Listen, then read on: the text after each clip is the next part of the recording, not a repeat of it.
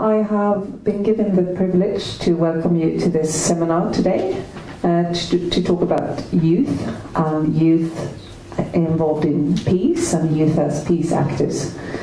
My name is Inga Ashing, and I'm the chairperson of Save the Children in Sweden, and I'm also a board member of Save the Children International, the global organization, and I've been involved in issues on children's rights for many years, over 20 years, and also have a great personal interest in development issues. I also have a background as a civil servant here in Sweden, where I've been working at the National Board for Youth Affairs. So this theme for the seminar today is some of the questions that I found the most interesting myself. This is the third seminar in a series that the Swedish Development Forum is organizing, and it's supported by the Folke Bernadette Academy. How many of you have attended all three? 3 of you, 4. That's great. Is someone here for the first time? Yeah. Good. Everybody's welcome, but it's good that some of you are here, because this is the final seminar, so it was about time, because this is the last one. The reason why these seminars are taking place, and they've all been in the beginning of this year, is to highlight different aspects on peace and security. And they have had different themes. It has been around water, to give one example on what is interesting when you talk about security. It has also been a seminar on the secure world. But today it's about youth. And one thing that I think is one of the reasons why this seminar is held is that young people are not involved in peace building to the extent that you think they should be. Half of the world's population are between the age of 25. And now this is much better. I don't have to whisper anymore.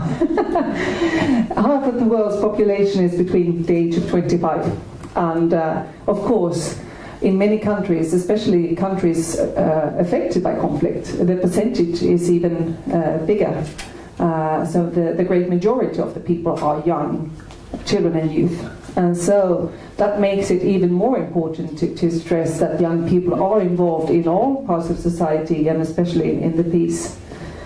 And since that's not the case, this is what we're going to talk about today. And we are going to be given some different examples from different youth organizations telling you how they work.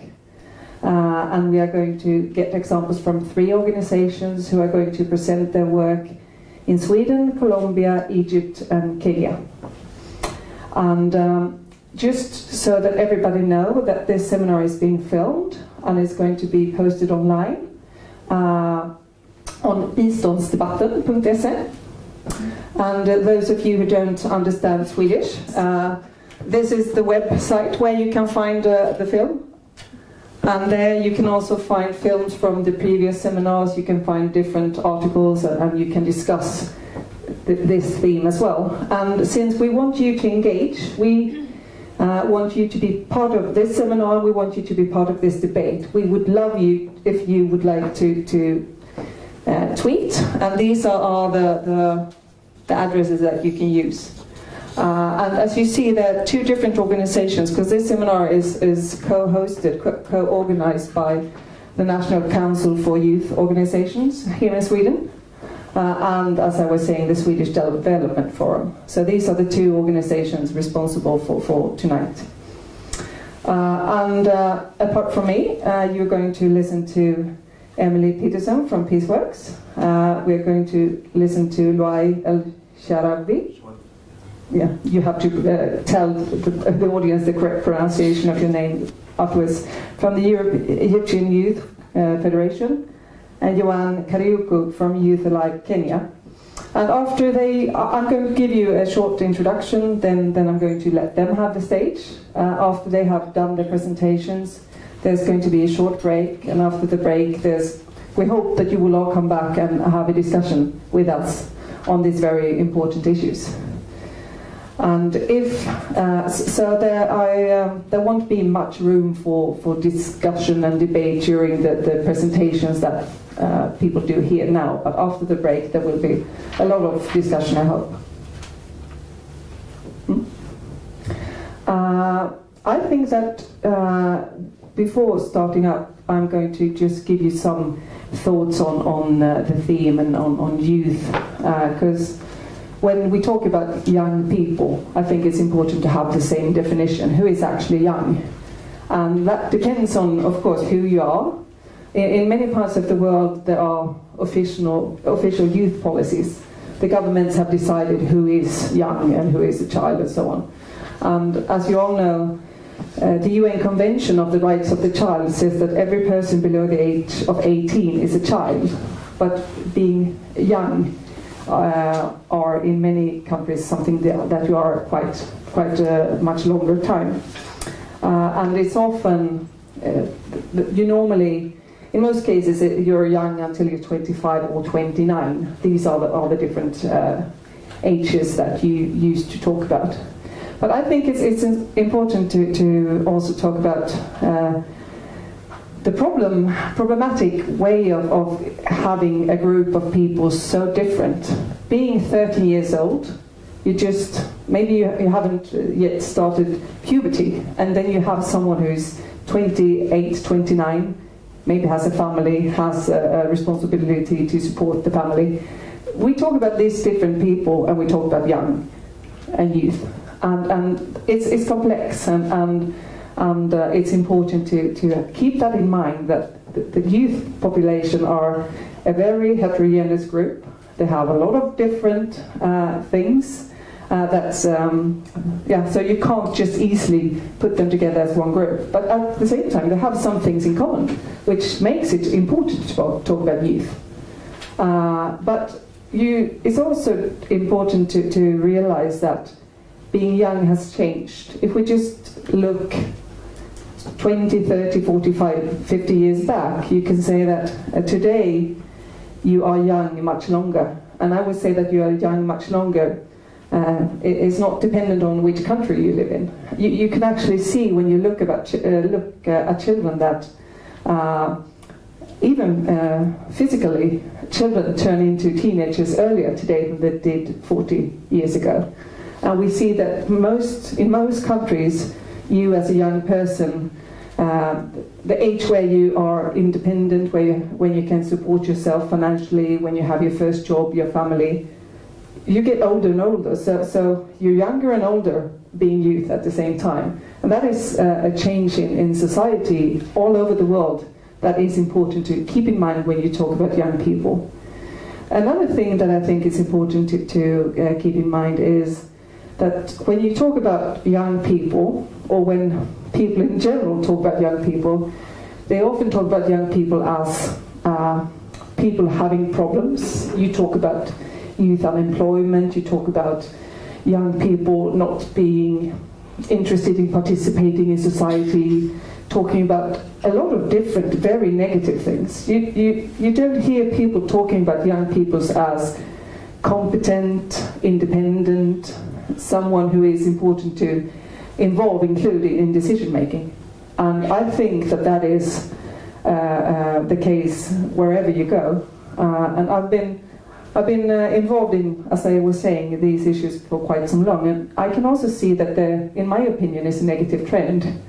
10 years ago, when I was in different countries talking about young people, I would say that a lot of people were talking about youngsters in a positive way. How can we engage them? How can we involve them? Young people are competent, they have skills that we need to address. But now I think that there has been a negative tendency to talk about children and young people more as problematic. And maybe that is because of the economic crisis that is, of course, influencing the whole society and young people more than others. But I think this is also something that we need to keep in mind, that we might see a negative trend in the way that the world perceives children and youth.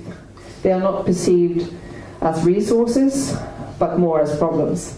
And of course, in this discussion that we are going to have today about how to build peace, it's even more problematic if you don't perceive half of the population as a resource, someone who can contribute, but instead as someone who is part of the problem.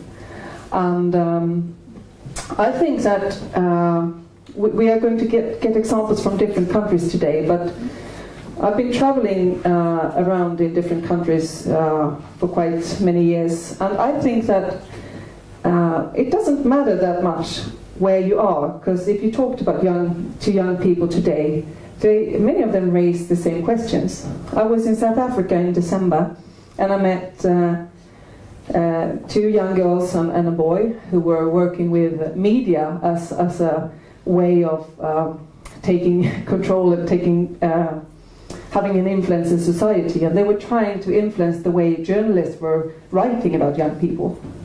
And that was a project in South Africa. It could as well have been a project in the UK, here in Sweden, or in the Philippines.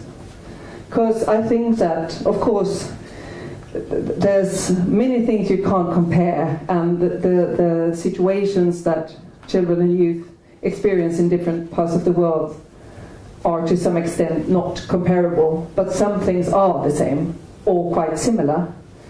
Even if the situations are different. And as I was saying, the economic crisis might have also stressed that even in some of the richer countries, you have the same problems where huge groups of people, young people, are excluded from society. When you talk to young people today and ask them, what are the things that you are most worried about yourself? I think that even if you pose that question in Sweden, if you pose it in Portugal, or if you pose it in Egypt, and you can correct me if I'm wrong, one of the things that they would all say is, how can I get a job and support myself and my family? And I think that this is something that is important to keep in mind, that the situation is very, very different, but some things are the same. And the challenges and maybe some of the solutions are the same. And hopefully we'll get to the solutions later. But of course the consequences of this situation, this being part of, for example, an economic crisis, the consequences are very different. Being a young unemployed person in Sweden is of course very negative for you and might have very negative impact on your future, but you're not forced to be part of combats just to be able to survive. So of course you can't compare, but it's important to know that it's not as different as you might think. If you talk to some of the researchers involved in this issue, when you talk about building societies, building democracy, you all know, and everybody known for quite some time, that one of the most crucial things in society is trust. Trust among people, trust between people and then the government, the official institution, the public institutions. And if you don't have trust, how can you then build peace and a sustainable society? And if young people as a group are not perceived as a resource, but as a problem, how can they get and feel trust for society? That is something I think is important. Before I hand over to some of my colleagues, I would just give you some information. I attended, there was a big seminar here in Stockholm Thursday and Friday last week, just on peace and security. And there was a lot of researchers, and there was the finance minister of Timor East was there talking about how they, as a country, managed to change their way from a country in conflict to a country of peace. And the Dag Hammarskjöld Foundation, as some of you might know of, have just made a publication where they've been looking at how you build peace, and they've especially looked at the importance of young people. And I thought that, because I heard about it last Friday, I thought it was interesting to stress here. And what they are saying is that when you talk about peace building, one of the most important thing is to include young people. That's one of the main findings. And they've been looking at case studies, one of them from East Timor and the other from Somalia. And in both of these countries, and they're looking at other countries as well, but they're saying that this is one of the most important things to build peace. And they also say that if you don't include and involve young people, you might see a very negative trend, because if young people don't feel included, and they might also in these countries be very fragile towards the groups who want to recruit people into force and into combat, and so not involving young people can actually be a threat for a country that are in a very fragile state when it comes to peace and conflict. And I think that this is something that many people know, but you don't act on it. So hearing this being raised before all this, because there were several ministers from different countries and they were discussing this, and I wanted to stand up and scream and say, do you hear what you're saying? Youth are the most important thing. Involvement of youth is the most important thing. And despite of this being a fact, no one is actually talking about how it's going to be done. And you still have the perception of young people as more problematic and not having methods to include them. So I think that here today maybe we can get some inspiration, because here we are going to listen to some of the people who can actually maybe teach us something about how to do it. And that is people that are engaged in youth organizations themselves. So that is my hope for today, that we are going to be inspired, that we're going to get some very concrete examples on how to do it. And maybe tonight and on Twitter and in the future, the group here tonight are going to be some of the people who actually makes this change. So I have quite high expectations, and I hope that you have that as well. And some of you smile, so I hope yes. Yeah. I'm going to leave the floor now to Emily from Peaceworks, and she's going to introduce herself a little bit more. She is responsible for the coordination of the local groups in Peaceworks, and she's going to give a presentation of her organization and how they work, and also give us a little bit of definition on how they look on peace, because when you talk about youth can be described in many different ways, and so can peace. So I leave the floor to you, Emily.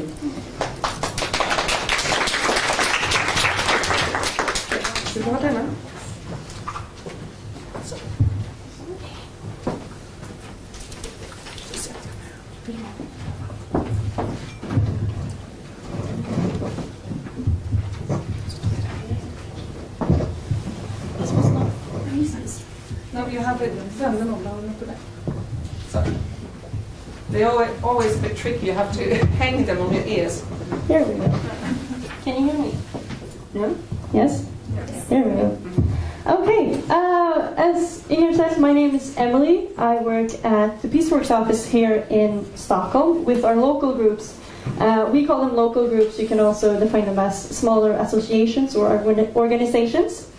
And I'm going to talk a little bit about that later. But first, how Peaceworks sort of define peace and how that entails our work, the definition of peace.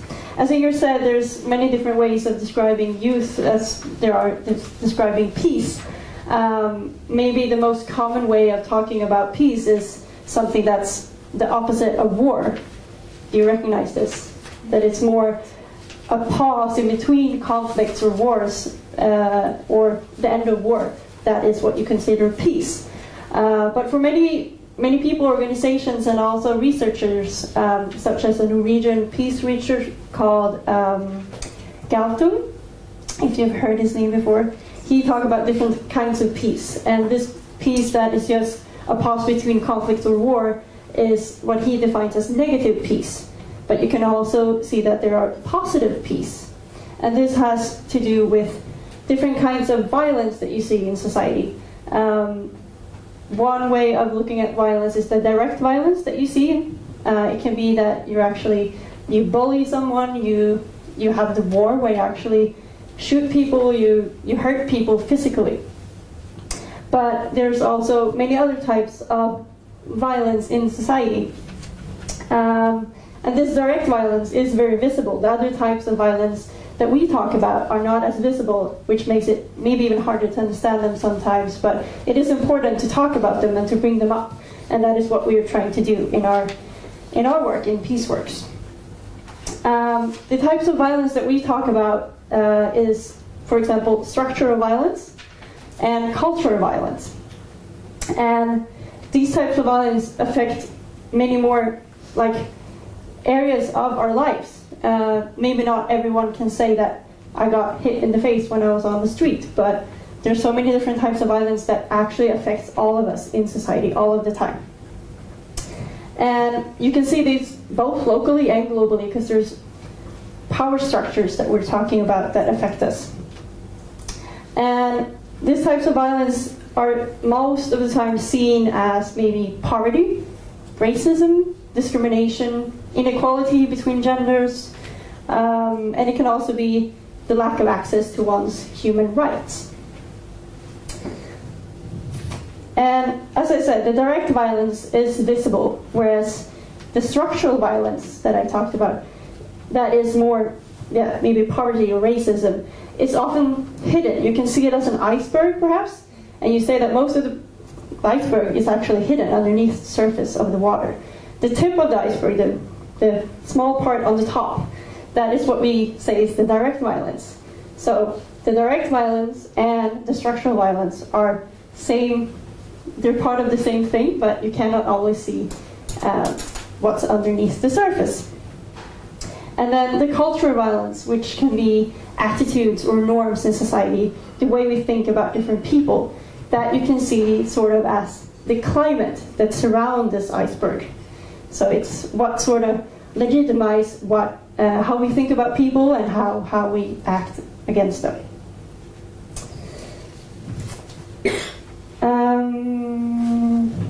Yes. An example of cultural violence then can be perhaps that you have unequal trading between countries or regions. You can say that if you have a banana plantation where the workers don't have their access to their rights as workers, they have low pay, they don't have any protective gear, that is a typical example of cultural violence, because the countries that import the goods that they produce sort of sees it as more valuable to have a low price, and therefore we don't have the higher pay for the workers. And that is something that we, in the culture of how we look at different regions, different countries, it can be between people as well, is an example of how the cultural violence is brought to light, sort of. Yes. And how this has to do with peace then, since I said these types of violence are actually affecting the society. And we see it as if you don't have the access to your rights, for example, or if you're discriminated, or if you face racism in your everyday life, you do not live in peace. You don't have a peaceful life where you have access to all these things that you need. And that is something that Peaceworks is trying to work to change. We try to deconstruct these unequal power structures that you see, both the cultural and the structural violence. And these types of violence also are connected, as I said, to the direct violence. So in a way, you try to defeat the direct violence, but we don't do it by arms ourselves. We use non-violence, and we use different methods to try to get to the root of the problem. And we do this in 3 different ways, mainly. Now we're starting to say that we do it in 4, but we mainly have 3 different ways of working with this, trying to get to the root of the problem. And these are all connected to each other, but we sort of separate them to make it clear in our heads how we work with them. But they also enforce each other and work together in a very cool way, I might say. The first which is also what we've been doing the longest. We started in 1974, working with intercultural voluntary exchanges. And this we still do today. And here we sort of try to work a lot with maybe the cultural violence that we see in society. And one of the reasons that we have so much cultural violence, we think, is that we don't have knowledge of other cultures. And that you can gain by maybe just meeting a person from that culture. And that is something that we want young people to get the chance to do. What we don't know is often very scary, and you don't have a clear perception of what it actually entails.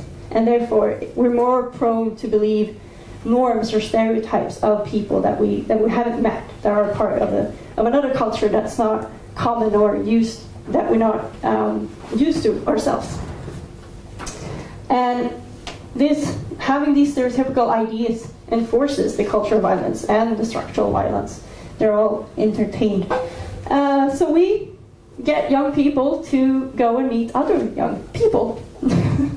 And for us, it's not only sending young people from Sweden to other countries and sort of working more with the Western idea of trying to go and help poor countries. We do as an exchange, so we also receive volunteers to Sweden. And the idea is not to go and do the work for someone other to do the work for them, but that you go and you learn and you see how the culture works, and you also exchange knowledge with the people that you meet. Yes, and this is a way that we think you can contribute to deconstructing the cultural violence. We also have another part which is getting organized. We want to bring up that young people can make a change in their local society as well as globally. You can do it both ways. And even the smallest parts that you can do are just as important as doing the bigger things that maybe huge international organizations do. But you, yourself, and your friends, you can make change locally. And therefore we help young people in Sweden to get organized. And we want to show that there are different ways of getting organized. It doesn't always have to be the traditional way. But one way is to actually have your own association, which is what I help young people to create, to start an organization, and they can build it up and become just as big as Peaceworks or your organizations that are here today as well. And we support them in different ways. We help them with tools, materials, education, to help them sort of own their own change and be part of it themselves, so that they can own their organization and the projects that they do. And we're sort of just a push along the way. Yes, and this you can use so that they run projects that are quite concrete and that can work against the structural and cultural violence in society as well and create peace. Where young people can contribute locally. But we also, a couple of years ago, started some work in Colombia, where we try to connect the local organizations or associations that we have here in Sweden with youth organizations in Colombia, and to make this sort of a knowledge exchange as well, sort of similar to the volunteer exchanges. But then you have it among a group that is formally constructed. We think that there are many ways of forming peace, and that it doesn't have to be so hard. And that is what we try to show young people, that everyone can, and whatever you can do is good enough. You can all contribute with a small part. And this we try to show in our training program, where we use what you would say non-formal ways of training. We have several courses and projects within our educational program, both bigger projects that are quite independent, but also courses that are interchanged with the other types of activities that we have and enforces them. And we give workshops, tools, methods on how you can work with peace, and showing that You don't have to do it in the traditional way always. What you might think is, I have to go out and demonstrate, or I have to go and write an article and send it to this politician to make a change. I can do it in many other ways. I can maybe teach immigrant women in Sweden how to ride a bicycle, and that is one part of it. Or I can have a flash mob where we go out and bring up the issue of violence against women by theater. Or there are many, many different ways, and they're all very good. And that is what we try to bring up in the educational program, that you can do these things, and that is also being part of the peace work. And in our courses, we also talk a lot about norms, power structures, how you can see them in society, and we give examples of that, and that the youth can also see how they can contribute in their society. We also talk a lot about anti-racism and try to highlight all these structures. An educational program is sort of what we call the third part of our organization, but it is also very much interchanged with the other parts and enforced in that way. And we also think that young people are a great resource in society, and that we can make change and create peace. And therefore we also try to have these non-formal methods, and we think that is a very good and concrete way of working with these issues. I think that was all. Maybe I spoke really fast. Thank you, Emily. You will have the opportunity to ask your questions afterwards, because I imagine that many of you have questions, don't you? Yes? Yeah. Okay. Thank you. I will hand over to you, right? You want to have this, don't you? Yeah. I don't turn it on. Okay. Sorry, it's not on. It's great. Don't follow my example. Put it on. Okay. Is that okay? Yes, I think it's working now. Yeah. Okay, good. I try to follow. That's easy. Okay, this is Luay Shawarbi. I come from Egypt. I'm with the Egyptian Youth Federation, and I'm planning to talk to you on a topic that I do not know very much about. To most people would not recognize me as an authority in this, but I happen to be the chairman now of the Egyptian Youth Federation, and also the Nahdat al-Mahrusa NGO, the home organization that is part of the federation. And we have different initiatives that have a lot of independence under the organizations that are relating to peace, and they have been doing peace activities at the forefront of peace movements in Egypt for the past few years after the Egyptian revolution, but also some from as early as 2002, 2003, when they started to realize that there are different issues in society, and of course, yes. So I think I have a bit of a story and a bit of reality to tell. And this is what I will try to put this into perspective. Just to try to put things into perspective, what we've had 2-3 years ago now, time flies, is we had a revolution in Egypt. People were not happy with whatever we've had in the past. Most people were not happy, including some of the people who were part of the state structures. They also, many of them were not happy. So when it was time to rise up and to revolt, many people revolted. Okay, they had one ambition to try to get those people off the way and then see things. So they mostly agreed that the system or the regime, as they called it, Nizam, had to go. Okay, so that was a source of unity. Now, when the regime was out of the picture, what happens next? Okay, good question, big question. What kind of plans do you have? Most people realized that they did not have much plans for the future. They wanted the regime to go, and the regime is gone. Now, okay, now people wanted to aggregate. What is it that we do next, and how do we come to some sort of consensus about where to go from here? Not so much. Discussions at high level were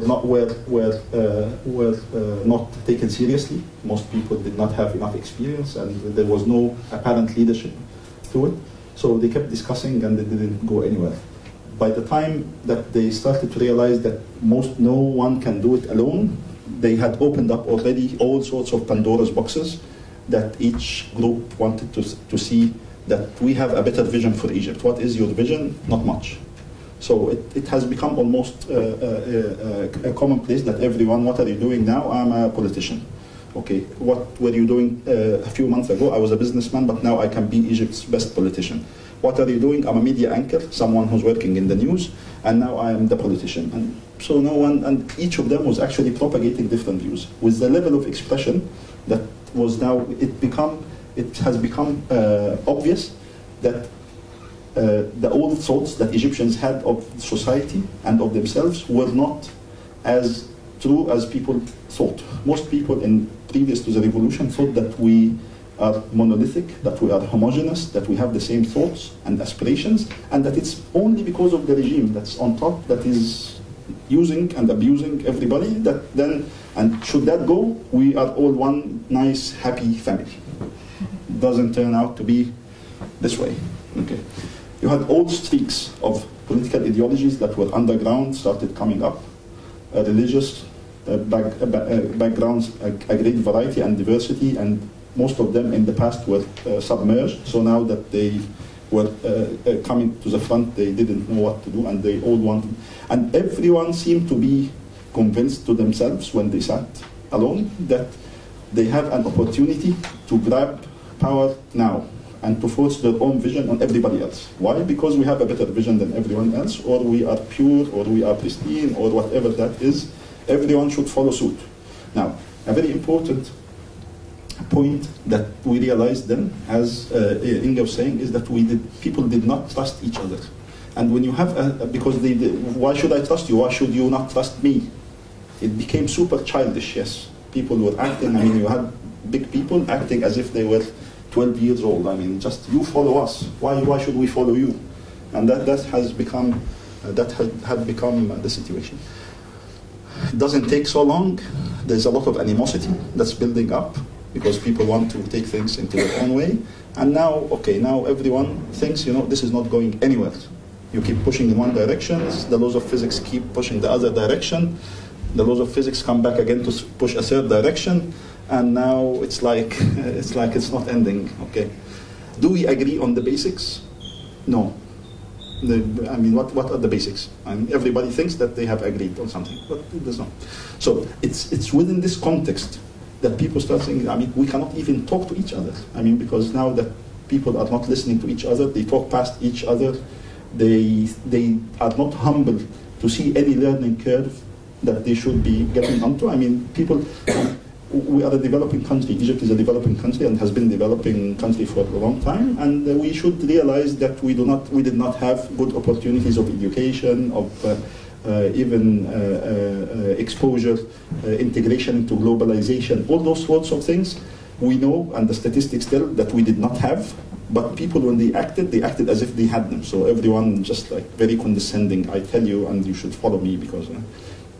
So no one was humble to get into any learning curve. Everyone was just preaching to everybody else that they should just follow him. So at that point, people would not even talk to each other. And this was true of the centers, of course, in Cairo and in Alexandria and the big towns, but more so even in the countryside. Because now there were no opportunities, and most people did not have a chance to talk before, and now things have become much more exposed. So it has become a little bit, not a little bit, too much. It's just talking past each other. So where do we get from here? We get a lot of people who started some movements because people thought maybe we at least need to speak to each other and to understand each other and to appreciate. We don't even know how to do that. So we don't know how to talk, we don't know how to listen deep, and we do not do this in any positive cycle. We hear you because we want to criticize you negatively. And as Emily was saying, it's not being a negative piece. If you want to go to positive peace, you need to do much more than this. You need to build trust as infrastructure of society and to move forward. So anyways, a lot of organizations and a lot of movements started realizing that this was a problem, and they started acting upon it. We have had a few initiatives that were working with us. And these are the examples that I'm going to give you. We have something called Ambassadors for Dialogue, and this is a program that's implemented by the Egyptian Youth Federation and partially in coordination with the DUF, the organization from Denmark, actually. And this is where we started realizing that people should talk to each other and to facilitate discussions. So this program aims at training a lot of facilitators so that they can be ambassadors for dialogue. So maybe if we know how to have enough dialogue, then we can listen to each other. You can, of course, agree to some piece. The interesting thing about this and also the other initiatives is that now they are not only concerned with the big centers, Cairo and Alexandria, they also want to democratize opportunities to most people in the different provinces. So this program's outreach has been 16 governorates, and they have trained 1,855 people through 70 workshops that they have done. And they have also started working on different curricula so that they can have something that is more attuned to Egyptian culture, but also have a lot of international exposure to it, so that they get the basic concepts into the people, so that people know how to communicate, how to listen to each other, and how to speak and how to facilitate things. Hopefully, also helping organizations to build some dialogue components and facilitation components within their organizations, because what we had actually on the Egyptian political scene was also a reflection of what we had in most organizations, pretending to be institutions of weird things. I mean, most people thought that we are institutional, but what is it institutional to them? Maybe some person running the whole show. Okay, so now this is also integrating in them. We have another project that is called URID, also working through, actually incubated at the home organization that we're part of, also the Egyptian Youth Federation. And URID also does something similar, but also more towards civil rights and letting people know that you have to have a culture of peace, and you should be able to express yourself in better ways, and that you should listen to the others, and you should be proactive in instituting those, and you should also perceive the rights of others as part of your own rights system. Because I mean, if you start a cycle of a positive cycle, it will come back to you, and it will take the threshold and upgrade the entire ecosystem, if you will, up. We have a third project that is also incubated with us, and this one is actually more international than local. And by the same token, as we said, that because it's actually many of the youth that's involved who believe in this culture of peace, and they believe that many of the older guys are not able to debate. So they took this even one step outside. Egypt had issues over the last few years, or many, regarding the Nile waters, along with Ethiopia and other countries, and water issues and water security is becoming also a part. And many of the discussions that we've had since the older regime of Mubarak, or the old regime of Morsi, the Ikhwan, who were in Egypt for a year and then got ousted, also, most of them, they did not think of a peace approach towards the Nile Basin countries and Ethiopia. They think that Egypt is a bigger country, and that therefore everyone should listen. Of course, this is not a way that you can do things, or in international relations on a more equal footing, and is not a recipe for long-term sustainability for countries that you share waters with. So one of the projects that we have is called the Nile Initiative, and this was actually founded by one of our members who lives in California. He had his own music incubator, and he met an Ethiopian singer as well out there, and so they did a lot of songs and things together out in California, and they thought that they should take this into Egypt and should capitalize on this to get all the Nile Basin countries in. So because the Nile gives Egypt, and also gives every country along the Nile life, and gives them positivity. So we thought, and every country has been singing to the Nile on its own banks. Okay, so we thought maybe if we can put together the songs that reflect positive energy, then we can have this as a basis for discussion, and a way to deflect and to diverge away from the positive, from the negativity that surrounds, like I am the big guys and you are the smaller, you listen approach. So this has been happening for 3 years actually now, and singers from 11 countries around the Nile, they come together to perform in Egypt at different places, and then also different in Ethiopia, and I think in Sudan definitely. And now there is a positive cycle, and along with the music that's happening, they now also fuse and have their own music, like new songs, by fusing the different songs together.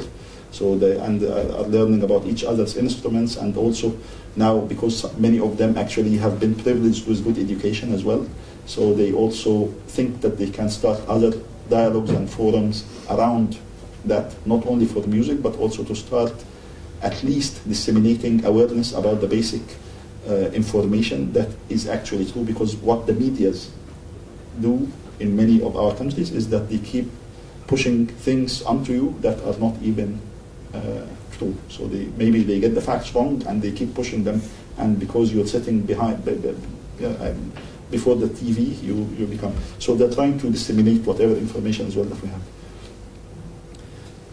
And a fourth initiative that we're involved in peace is actually the most solid of them, that started before the revolution, actually in 2002, 2003. A group of people saw that we have Christians and we have Muslims in Egypt, 90% Muslims, about 10% Christians. Statistics can go up a little or down a few percentage points, because our statistics are not always accurate when they come out from our officialdom, which is not. So, but anyways, at some point, people thought that things were getting a little bit tense in 2002, 2003, 2004. So they started thinking that we should do more about deconstructing our social whatever stigmas and cultural things, so that people should know more the facts and start appreciating each other for who they are, rather than just being the vague and vacant cliches of we love each other, we're one happy family, with all this. So they started as early as 2003, had some maybe 8-10 founders.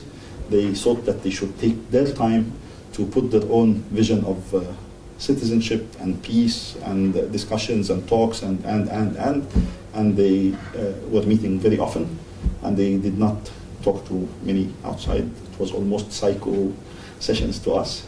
They ended up, many of them ended up marrying each other, so they were also successful on that side of the story. But then again, later they actually developed some very nice materials that they started using to also promote a culture of peace in different parts of Egypt. And they are trying to work with peace as a culture, and to give a peace perspective to many people, so that you can integrate it into your own way of living, so that you internalize it rather than accept it. So it's more about internalization. And they have different modules that they develop, that they take to different target audience to promote this culture. So they go to schools, they help in putting some modules to schools, different ages, and this, of course, they have had this research and development component running until they got married and beyond. And then they also do the same with organizations like businesses, where they now want to have some peace discussions, or how to resolve things, conflicts through a peace approach. They also try to put modules and help companies and businesses do this.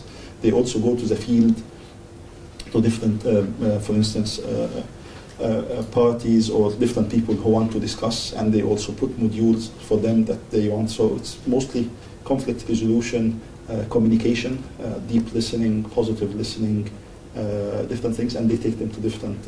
So, for instance, in the home organization that I'm with, the incubator of innovative social enterprises, they have been training many of our initiatives as well on the different concepts of peace, and they have been, of course, developing materials. So there's a lot of initiatives now that, at least those are the four, or there's a fifth one that I will also briefly tell about.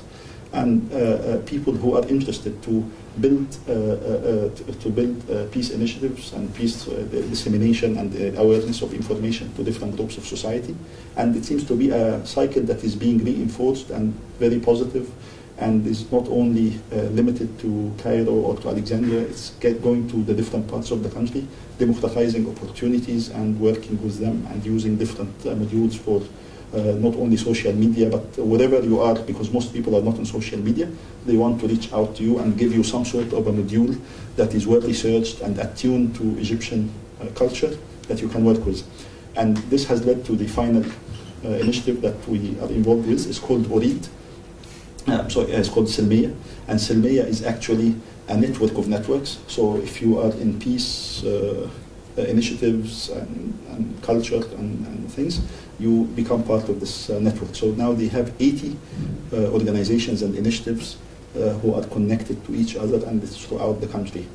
We hope that with this, some positive reaction or some positive cycle would start building, and most of them are young people, youth, and they believe that the old people are getting it unfortunately wrong, and that they're not changing anytime soon, because most of the big people's discussion is talking about naming, shaming, blaming. You did this to me, I did not do it to you, you started this cycle, I did not. We were okay in the past, we are okay now, we are fearing from the future, but we are afraid that we will get the past. So I think that this is already becoming obsolete, and it's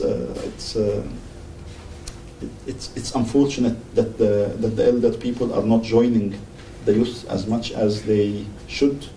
So I mean, and discussions or attempts to discuss with them are also underway, but are not always very fruitful, because then it's they keep their eye on the ball. They want you to solve this thing for them. They did this to me first. What would you do? I mean, this is not going to. Well, okay, what do I tell you now? So I hope that with this I have given some idea about what sorts of initiatives we have and what kind of context we're in.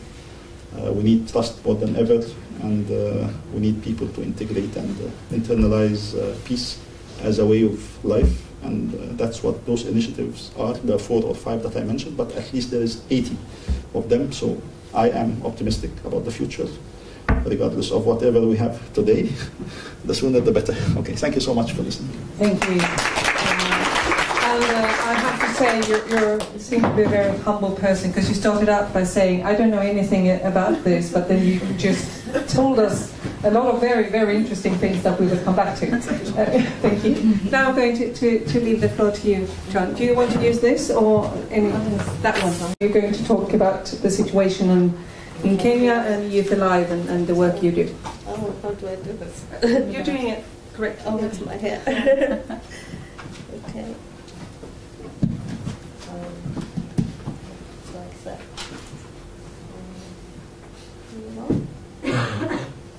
Can you hear me? Okay. So, sorry, I have a cold, so I'm hoping it doesn't interrupt me much. I have been coughing when I was seated there, and I kept looking at my colleague and thinking, uh-oh, this is not turning out to be a very good thing. But let's see how it goes. But I'll have some water just in case with me. Okay, so my name is Joan Kariuki from Kenya. My organization is called Youth Alive Kenya.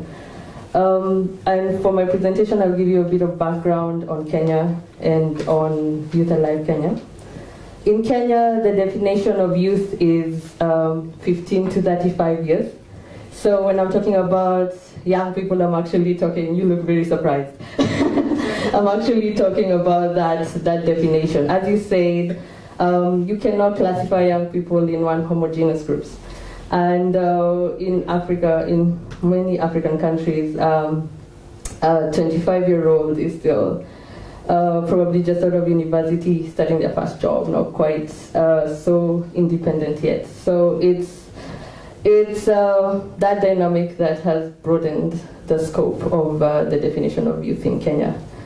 So Youth Alive Kenya is a youth-led, youth-serving organization, which means that all of us are below the age of 35.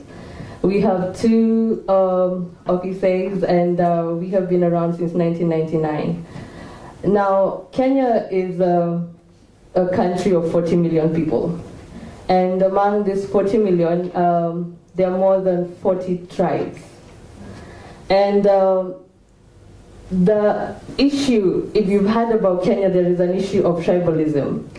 And I don't know how to contextualize this for you. It's usually just like 3 tribes that have an issue amongst each other, but the issue doesn't quite make sense.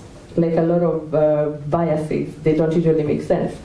So usually the tribes that have issues are the Kikuyu and the Luos and the Kalenjins. And the issues are not really based on anything concrete.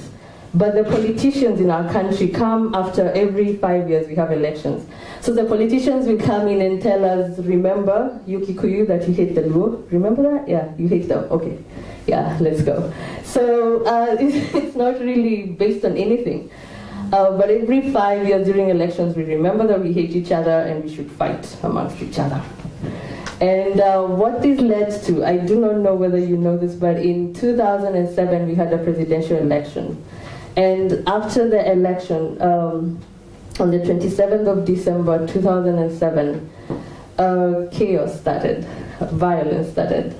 In one region of the country, young people had been actually mobilizing themselves and arming themselves with the help of politicians. And they went out, these are the Kalenjin, they went out and killed a lot of the Kikuyus who had grown up with them, who were their friends, who were their neighbors, who were their friends. And they just, it was merciless, it was senseless killing. The people in another area of the country, the Luos now, saw the opportunity to also do something. So they also went out and attacked the Kikuyus in their area. A lot of these were young people. They were the youth who were doing this. They were paid to do this. But when we started working in the area of peace building after the election, when we asked them how much they were paid, it was very little money. It can't even sustain you for a week. Most of them were instigated mostly by just propaganda. The Kalenjins were told we need to get rid of the Kikuyus because they came in and took our land. They aren't meant to be here. They came and are taking our jobs. So it wasn't really that they got a lot of money. And we have seen this trend in every election, that politicians will come and give very little money to a young person and tell them, use this, here is something small to help you, but remember that these guys are your enemies, so if the election doesn't go our way, then you need to go out and fight for our rights, which usually means go and beat up someone or kill someone. So after 2000 and the 2007 violence went into 2008. And it was a very bad time for our country because we had never really had violence to that scale. And we knew as a youth organization that this is not something we can sit back and not act upon. And in 2008, we started conceptualizing a project that would deal directly with this issue. And in 2009, we started a project that basically was focused on breaking stereotypes.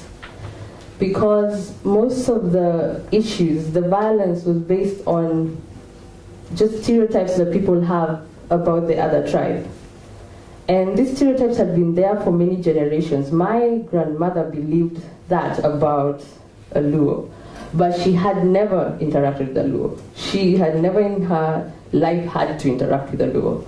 So it's kind of understandable why if she was told that Luos are like this, she would believe it. But for our generation, we had gone to school with them. We had interacted with them, they were our best friends. So we had to remind young people about what's real and what the politician is telling you. And so we started this project, which was very sensitive to do this project at that time. To just even bring up the issue of tribe at that time was really bad. We never used to really talk about it. But we say that the fact that we are not fighting doesn't mean we have peace. We still had a lot of acrimony amongst the tribes that were involved in the violence. So we started with appreciating that these tribes are in a cultural dynamic And if we want to have this project succeed, we actually need to include the leaders in the community. So we started by talking to the leaders in the respective communities. We were working with the Luos and the Kikuyu. So we went to their leaders and told them about the project. And one of the big pluses for the project was when they said, yes, we want you to do this. We feel that there's a need to have this kind of project. Because they went out and told the community that you need to participate in this, you need to embrace it, and that was like 50% of our work done, because the biggest challenge in a peace-building project in that kind of context is resistance from the community. So with the leaders accepting this, then we were comfortable that we can actually have impact. And so we had sessions with the young people in the respective communities. We would have discussions about, so why did you do that? What did it make sense? Does it make sense now? Did you have friends from the other community before that? And so do you see that this is actually something that just came up during the election? So a lot of it was positive talk. But this project had a unique element that was meant to ensure that we don't just talk about it and then during the next elections we'll still do the same thing. It had the element for 1 week, we would take young people from this community to go and live with the other community. And it totally freaked them out. They were like, I don't know about that. But, and this is why I like working with young people, because they were like, yes, but I'll do it. I'm not sure, but I'll do it. And so we prepared for it. There were a lot of preparations for it. You can imagine the context we were working with. It's still not so, people are not fighting, but we are still acrimonious. We're not quite friendly with each other.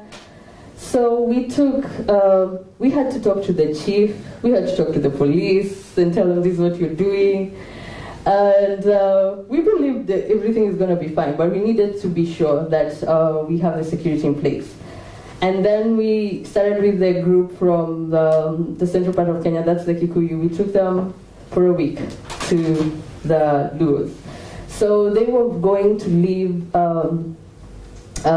in the houses, like one Kikuyu would live in the home of one Luo.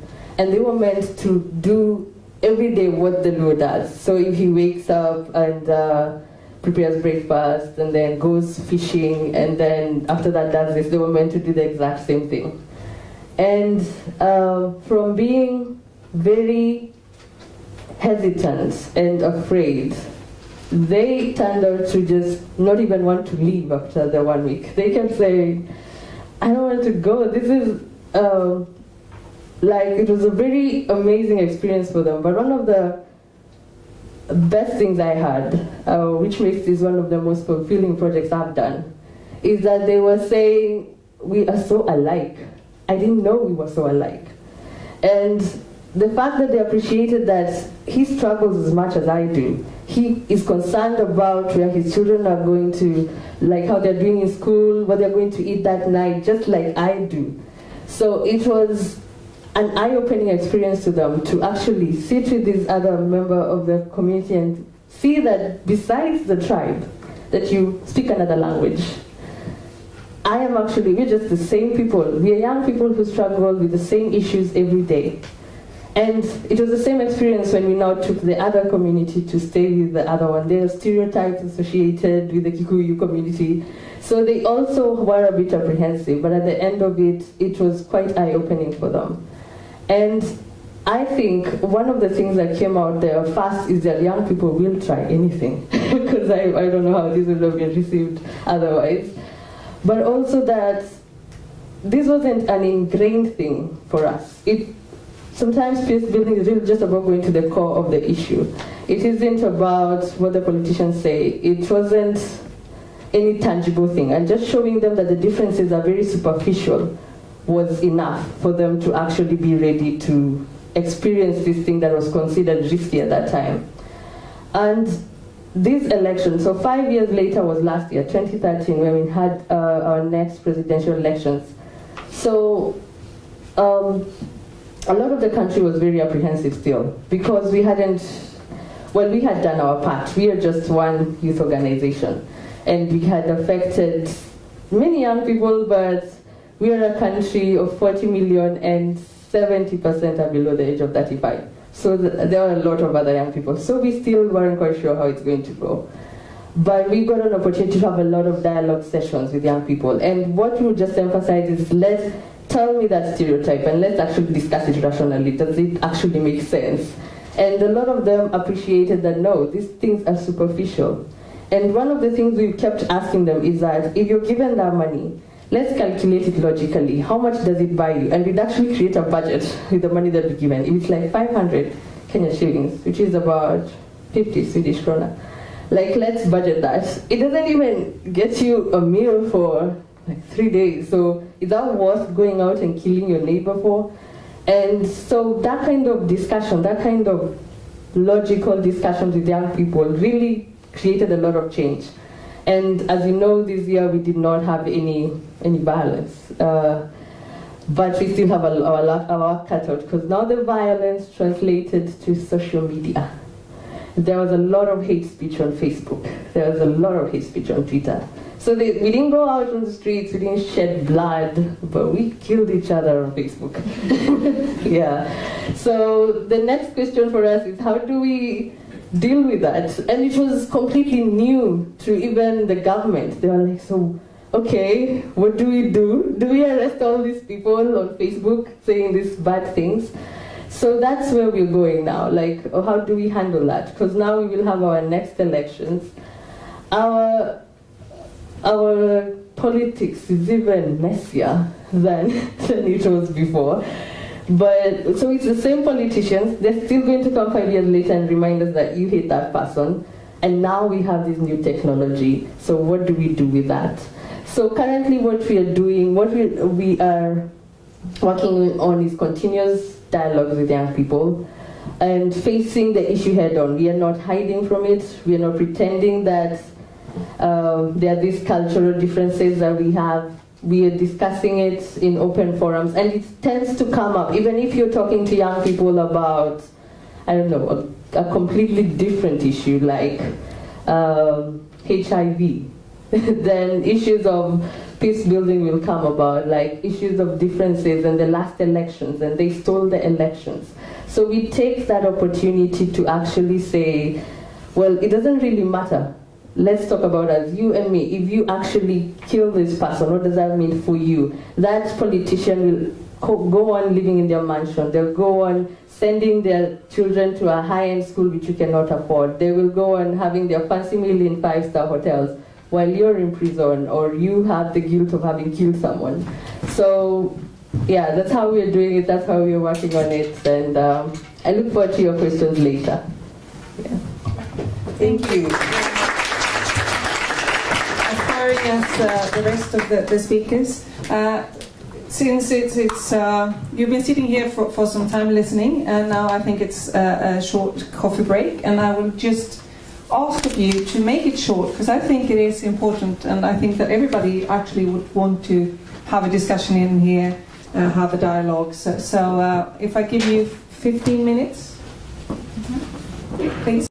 The time for the seminar was set to end at 7:30, and now it's 7, so we have 30 minutes. And we've been told that it is possible to maybe stay a couple more minutes here, but it might be that you here have to go. So we're going to try to be on time.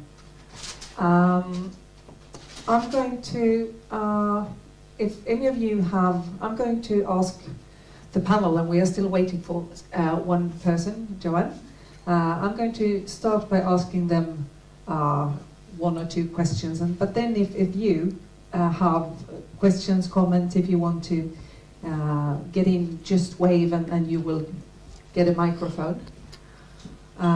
So that if you have questions, you can just raise your hand. But I thought that I'm just started talking, waiting for you. I was saying that we have about 30 minutes or something to have a little discussion, and I'm going to start by asking you some questions and then open up for the people that have been so patiently listening all evening. I think that it was very interesting to hear that all three of you raised more or less some things you all raised. You were all talking about the importance of dialogue. You talked about training, education, and you also talked about having ways of working with exchanges. And you also talked about breaking stereotypes and building trust and being working with knowledge on rights, and you were talking about it was very obvious that it was many things that were quite common. But I'm not going to talk about these things, but I'm going to ask you some of the questions that I got when I listened to you, because. For example, you, Joanne, you said that you love to work with young people because they are more open to try things. So I have a question for the two of you. Do you agree with Joanne? Is that the perception that you have from your experience as well? Is it easier to work with young people? Are they more open-minded, or is that a stereotype? Just to start to talk about stereotypes. You want to start, Emily? Yes, this is obvious. I would say that they are more like, the stereotype is correct, I would say. It's a truth. Yes, from my experience working with our members and the associations that we have, young people in Sweden, which are my knowledge of youth, they're very like brave in their way of working, and they are open to try new methods and they to do things in a more creative way, and to see that you can actually make change in many different ways that are not so traditional in many ways, and yeah, they're very brave, I would say. Mm. What is your perception? I would actually say the same. Yeah. Even especially during the last few years, we have seen examples in Egypt that are quite interesting. They no longer have the same constraints like the older generations. Most of them have come in an information internet age. Their mental chambers are really talking to each other in every direction. They know how to do research quickly and to abandon it and to do something more. So they are not locked into any into any models, and they get stuck with it. So, and of course they are very cheerful. They see the future in a different light. So I think, and most of them actually, they think they can do things.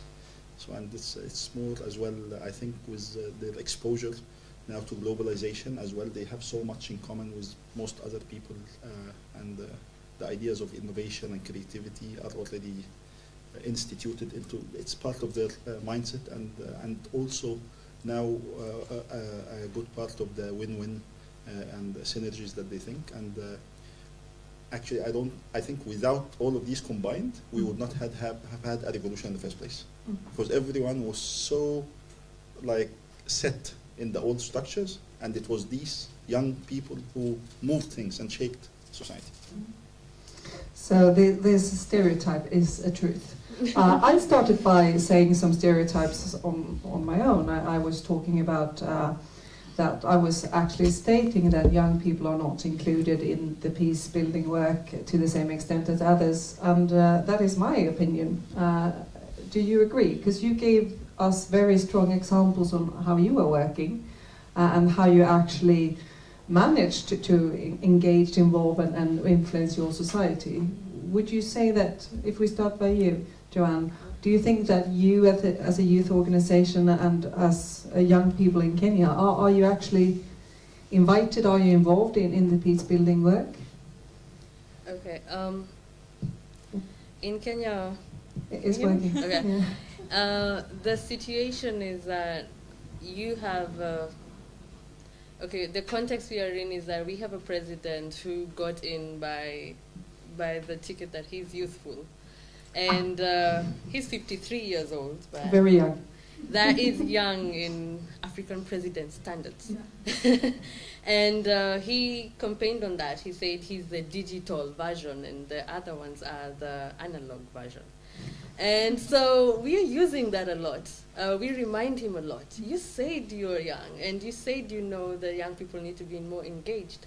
So it's not always been like that. It's not. It's been an uphill climb over the years. We are there as one of the youth organizations that have been championing for youth engagement in, among other areas, peace building, because, as I said, the violence was mostly perpetrated by young people. They're the ones who went out on the streets and killed each other. So we said, if you don't involve them, then you're not really coming up with a solution that will last. And so far, the involvement has been by civil society mostly, but more and more government is opening up to the fact that they actually need to have more concrete efforts towards engaging young people. And one of the platforms that we have is that now we have a lot of members of parliament who are young, who fall within the youth bracket. And we're using that as an advocacy platform, because we tell them, you're young, don't forget now, because you're in parliament, that you're actually falling within the youth bracket, and you need to get young people more engaged in these processes. So we are getting there. We're not fully there, but we are getting there, and I think with the work of Youth Alive and other youth organizations, we can actually see more young people engaged. That's hopeful for the future. Yeah. What is your perception on the same question? Are young people actually involved, engaged, Now, and included by the authorities? young, I think they have a story like the nation state, where you like the nation, where you invoke the state at some point, and then you want to take it out of history again. So, no, many people don't know what to do with the youth. They want to have them involved, but then they don't want them involved. So they think that they should involve them because they are a great part of the population, and because they have a lot of ideas and things that most of the elder people do not have.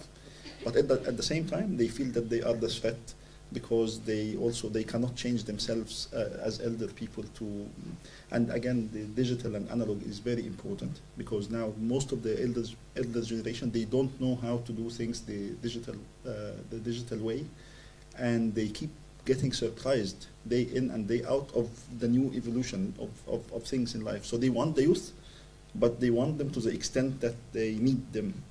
It's like wanting and needing, and it's a kind of it's a very ambivalent relationship. And of course, in the background, they say you do not have enough experience. So every time, so they want to take you to do the things that they don't know how to do, and then they tell you do not have enough experience. So thank you very much. We'll try you next time. Okay. And I mean, this is involved, but not the whole way, maybe. Yes, yeah. This is the more benign side of the story. The more the other side should not be nice. And Emily, what do you say? Yeah, I agree with both of the other participants here that in Sweden, for at least, I've seen a sort of a change where youth organizations are more included in dialogues with decision makers and politicians nowadays, and Peaceworks as an organization have been invited to dialogue with the Department of Education here in Sweden, in the parliament, for example. What we see lacking is the right dialogue between the actual group of young people in Sweden and the decision makers. One way of doing this is through the youth organizations, of course, but our work is more focused on getting the young people to themselves carry out these like dialogues and talking to the decision makers and getting their point across. And that is something that we're constantly working with, getting the people a bit higher up to understand as well that is also important, and that it doesn't always entail this analog ways of working that you guys were talking about, that maybe it should happen in a different sphere today than it has in the past, and in a way that includes the youth that we have, and that it doesn't have to be this traditional way of doing it. I'm also supposed to speak a little bit about the Colombian view of this. I went to see our partner organizations in Colombia in June last year, and we also had some visitors here in January from our partner organizations, and they say that for them it seems to be a lot much harder to get their point across as youth organizations in Colombia. The easiest way that they've seen to do it is by actually going through international support to influence their decision makers locally. We spoke to members of parliament here in Sweden, and they in turn would talk to the ambassador in Sweden, who could perhaps get them to get a meeting with these youth organizations. So it's a long way around to get their actual dialogue between the actual target group and the decision makers, and I think it's very different in different countries, but in general, I would say that the shifts it's shifting to a more positive progress where youth are considered, but more dialogue. I have some further questions, but before I ask them, maybe someone in the audience would like to say something, or maybe not. Are there any comments, questions that someone would like to raise? Not at this point. If you have any, just wave your hand so that we see you.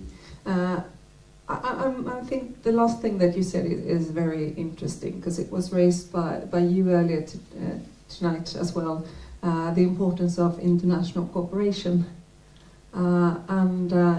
As you started, Emily, by giving the example on how you as an organization work, but is that something that has actually is that something that you use as a strategy, the both of you, to as we were hearing the Colombian example, because you were talking about a project that you had together with a Danish, with support from a Danish organization. Yes. And is that a strategy? Yes, it has always been that we try to work with a multi-stakeholder approach. So we basically try to build value propositions for different projects, and then we try to see who's best suited and maybe interested to serve and to help in realizing this vision. So we do this with individuals in Egypt, and then with companies through the corporate social responsibility departments, and also through the foundations if they have independent ones. Then we take it one step further, and we also try to work with the government if they have institutions that are interested in the project that we are working in.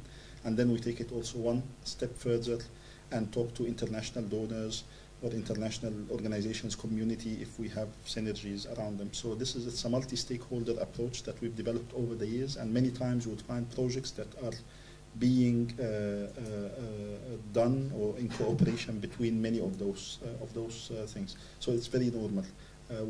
Talking about also the international inclusion or international participation, at different points it is appreciated, and at different points they are not appreciated. So it's just like the youth things. So many of the people who are in power, or who are the elders of society, I mean people who have more influence and over things, they would like, as they would like to use the youth to a certain point, they would also like to think that maybe international organizations are good one day, but they are not good the other. And of course there is no objective criteria for things. So you need to stay out, to watch out, and you need to be able to read the different signs, who's friends today, and things like that. Yeah.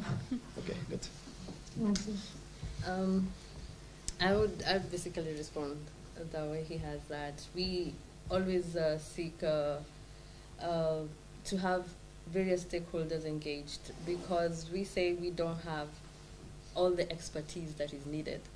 And we work with government, we work with international partners, we work with other youth organizations in just trying to find a way to deal with the issues we have. And when it comes to peace building, it's a big problem. It's a big country. So we can't say that alone we can actually have any impact on the ground.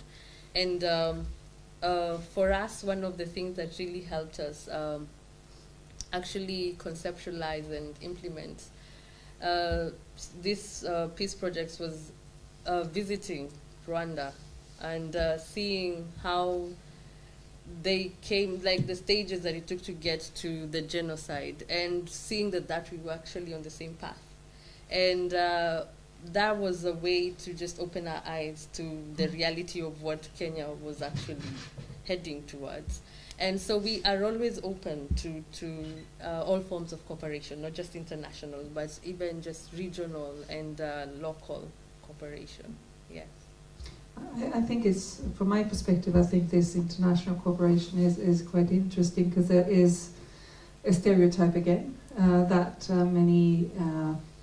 there's a founding society in the western part of the world handing over money to organizations in other parts of the world who actually are doing the work on the ground. And I think that you all give examples on how it's not necessarily about the money. Of course, you need money to have to run your programs, but what you all stress is the exchange of experience and know-how. And the organization that I represent is also the local partnership is the core of my organizations. Yeah, I'm very glad that we all have the same perception, because it's not the perception of everybody in this field, but maybe it's because we talk about young people and they are more open, or yeah. but I want to come back to being young, because I think that you all say that you feel that young people are more more open to things, they are more courageous and so on. But do you actually see in the work that you do the work differently than organizations that are composed of adults? Or are the projects, the programs, the methods, are they different? Yes. Yes. I would say so, yeah. Both here in Sweden, the projects that we do and the methods that we use, and also for our partners in Colombia, we use more interactive ways and to do like trainings and to bring up these issues of peace and conflict. That it doesn't have to be, as I said before, the maybe traditional ways of having a demonstration, but you can. One of our partners organization in Colombia, for example, uses rap music and reggaeton music to highlight the issues that they want to bring up about transgender people in Colombia and their rights. And they also use cartoons, and there are many different ways of bringing up these issues than just what you might perceive as the traditional ways. And I think that also is because there are youth organizations. We try to use these methods also because we see them as a strong way of getting many people involved, that you have a very diverse group of young people and methods that may work differently for different people, but using alternative methods such as interactive discussions and workshops and theater or whatever it might be is a very good way of including this very diverse group. Okay, let me tell you that I loved my father, my late father, more than, he meant the world to me. So when my father wanted to do good into the community, he would slaughter a sheep. And when he wanted to do more good, what does he do? Slaughter a cow. Of course, bigger, more good. Yeah? Okay, so anyways, my father is a representation of society. Being who he is. Most of the elder people think in terms of charity, not in terms of development. Okay, most of the international community thinks in terms of development, and most of the governments think in terms of development. The youth of, I would argue, Kenya, Egypt, and most of the world, the ones who have witnessed the digital divide and now are standing on it, they are not talking charity, nor development. They are talking social entrepreneurship. So these are people who want to build initiatives and want to take them. They see the multiplier effect a million times. And this is where they are, and this is where they have their motivation lying, and this is how they are going. So yes, we do things different in our organization, because our role is to try to empower social entrepreneurs so that each could drive their own initiatives into where they see a bigger vision. So now we tell people to dream big, and now people are starting to dream big. The oldest generation of my father, with all my respect, when you told them dream big, it did not happen. They could, it was just, they came from a different time, and they had a different mindset. Being the nicest people on earth, they just can't do it.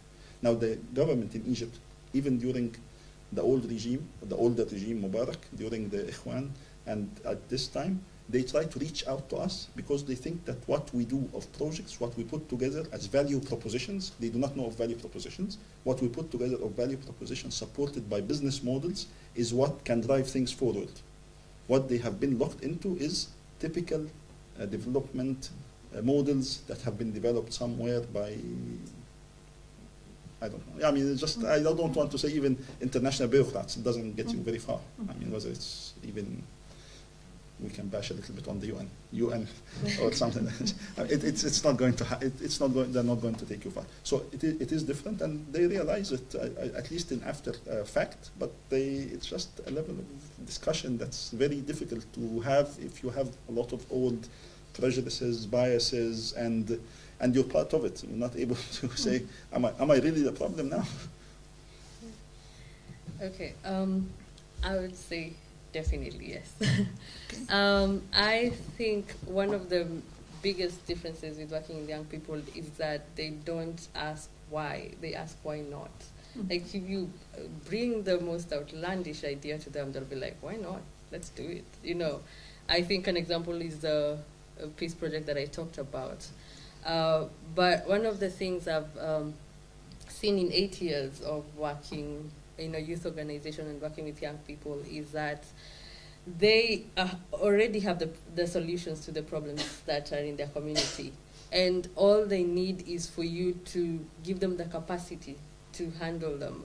For example, one of our projects is on deals with the issue of corruption, management of public funds in our country, which unfortunately has the infamous reputation of being one of the most corrupt countries. And so this looks like it's a big, huge monster, but young people are ready to, they ask, why not? We can actually do something about it. While in my experience, the older generation usually just complains about it. Yeah, sadly. That's the Kenyan context. I don't know about the rest of the world. But we just, in that project of managing public finances, overseeing the use of public finances rather, we just told young people, give them the information on how they can actually handle that in their local context, that these are actually public documents. You can actually walk into those offices and demand to see it. And then this is how you lobby. This is how you, this is when a public meeting is, so you can actually go and talk about it there. And that's all we did, and then we just stepped back. And then they ran with it. And that is very unique to young people, I think, that we didn't even have to keep pushing them. This was a problem that was in their community that they cared about, and we didn't need to be overseeing how they're doing it. And within, it was a 2-year project, and at the end of the 2 years, they had a road constructed, a hospital constructed, a bridge constructed, that on paper had been constructed. But when you go to the site, it wasn't anywhere. The money had actually been prepared, ready for division among the public officials. But then when they started seeing these young people coming and saying, so where's the bridge? And not stopping, they actually had to build a bridge. So I think that's very, I love working with young people. Yes. Yeah, there's a lot of people have the same perception here on this, and that is very positive, because what we were trying to aim at is that youth can be actors in peace building. But I would just want to ask you on young people and how to engage young people, because you were saying, Emily, for example, that in your opinion it's you have to divide the engagement and involvement of youth in general and youth organizations in particular, because it might not be that young people in general do have access to influence. And if we are to talk about the discussion in Sweden and Europe, I would say that there's a lot of debate and a lot of serious discussion, because there's a perception that young people actually do not want to engage in the traditional organizations anymore. And it's a fact if you look at the statistics and the numbers that different youth organizations have, the membership declines. Is that, do you have the same experience in Kenya and Egypt, and do you know about the situation in Colombia? Because it would be interesting to hear if that's just a challenge here in Sweden and Europe, or if it's something that you've seen in your countries as well. Is it difficult to get young people involved in the organization, or is there a huge interest? During the break, I was speaking a little bit about this, because if you just look at our recent elections, the voter turnout was very high, and a big percentage of that is young people. So young people really care about what's going on in the country, and a lot of them, if they're not organizing groups, it's because they don't know how to do that. They're very interested, and they're very interested in changing the situation in their communities. And if you show them that maybe we actually come together and share ideas, and probably using this platform work together towards solving this problem, they're usually very open towards it. And there are very many organizations of young people in Kenya. So for us, it's definitely not an issue. Yeah. That's good to hear. Yes. Time to get opinionated. Okay. No, I think actually the youth, at least in Egypt, they want to get engaged. They want to engage with different things, societal causes, all of them, and also politics. But they, young as they are, they do not have much patience for the older ways of doing things. So now, if you wanted to integrate them into shabby political parties that are meaningless and have not been doing a good job for so long, and you think that this is the proper way for them to engage, they are not interested. If you think that you want to engage them through a very tedious bureaucratic process, through the government that is so suspecting of them, they look at you with really, they would suspect you, okay? But do they want to get do they want to engage? Yes, they do engage. They build a lot of initiatives on their own, and they organize themselves into informal networks, and it is the role of the government and the state to try to give them space to legalize, the sooner the better, and in flexible ways. Not it's like not to push them off because they are not going your way, and you have to. And this is the way of the future. So good news and bad news. I think they have better hearts than their families, at least in as far as speaking to. They don't feel easy around corruption. They do not do this. They do not do all of the old things that were happening. The good news is that they are sons and daughters of the same families who are not appreciating. So I mean, it's your family. So maybe you have done a better job at education, because even if you were a corrupt official, many times you sent your kids to the better schools, and you have taught them that you should be honorable people and you should not do corruption. So if that is the dividend that is coming, I don't think the elder people should deny it, and nor in homes, nor through the state apparatus mechanisms. I think you should appreciate that your sons and daughters, they are your sons and daughters, they are not enemies. They are your sons and daughters who are trying to do things, and you should be flexible. And there has to be a lot of hand-holding as well to them, because of course experience, they don't have much experience, but that's your contribution of trying to help people to do some things. Can I also add something? Yes, please do. Yes, as you said, we hear, particularly in Sweden, a lot that young people today, they do not care, or they do not get organized. And part of it is what I think that you said, that the knowledge of how to do it is one part where you lack the knowledge of how do I do this? I have an interest, I want to change, but how do I do it? And there, I think youth organizations is one way of getting young people those tools that they need to influence in that way. But also that today, the way that young people express their opinions is not really recognized as actual involvement in some issues, that using these more not analog ways that you do things through short. So for one part, the lack of knowledge where youth organizations can contribute a lot, I think, but also to recognize that there are different ways of doing things, that you don't have to do it in the traditional ways always. So just one last round of questions from me, because now time is soon to run up, and I haven't seen any waving hands, so I take that question myself. Because the whole theme of this is that young people are not included, involved as much as they should in the peace building work. If you are to give the politicians, the people that decide in the international cooperation and in your own countries, one advice on how to include young people, what is the most important thing to do? Is there something to make sure? Because you all say that you have important perspective, you do things differently, and people want to engage. What would your advice be to the people, the leaders of your own countries, on how to involve young people? I would say listen to the young people. That's the biggest part. In a lot of the meetings that you go to today with the politicians, for example, the theme is already set, that this is what young people in society need today. And I don't think that that's the correct approach, that you need to start all the way around. Listen, what do you think is the most important issues for you in your society? And to hear them in their own context. So. Yes.